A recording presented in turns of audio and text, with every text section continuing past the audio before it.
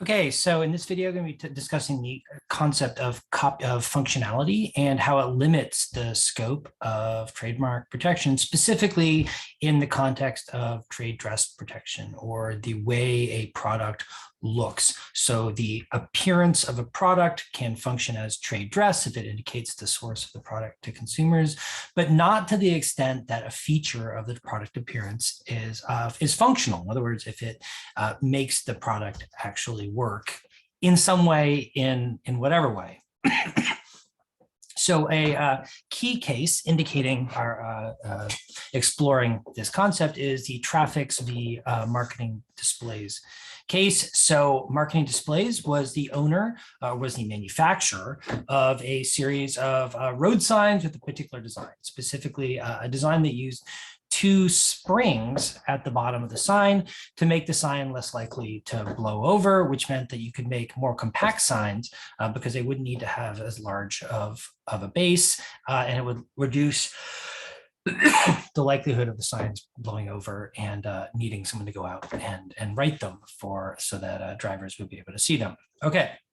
So initially, MDI had a patent, a Sarkeesian patent, which you see on the right here, on the use of two springs in order to make a road sign. And that patent gave them 20 years of exclusivity over the design that they ultimately created, which used two springs for the basis to make the product work.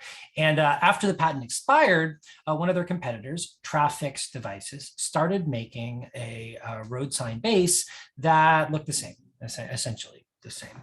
And MDI brought a trademark infringement action against Traffix on the ground that the two-spring design was trade dress that indicated to consumers, the purchasers of road signs, the source of the product, right? In other words, the people who bought road signs associated the two-spring design with Marketing Displays. And so when they saw the two-spring design, they assumed it was a Marketing Displays product, when in fact it was a Traffix product. So sort of the background assumption here is that the two-spring design was in fact communicating information about the source of the product to the relevant consumers. In other words, they kind of established that consumers did in fact associate the two-spring design with the MDI product, and therefore their conclusion was, well, if it's communicating information about source to consumers, then it should be protected because consumers might be confused, right? I mean, if they see another company's if they see a product with two springs, they assume that it's our product. If it's another company's product,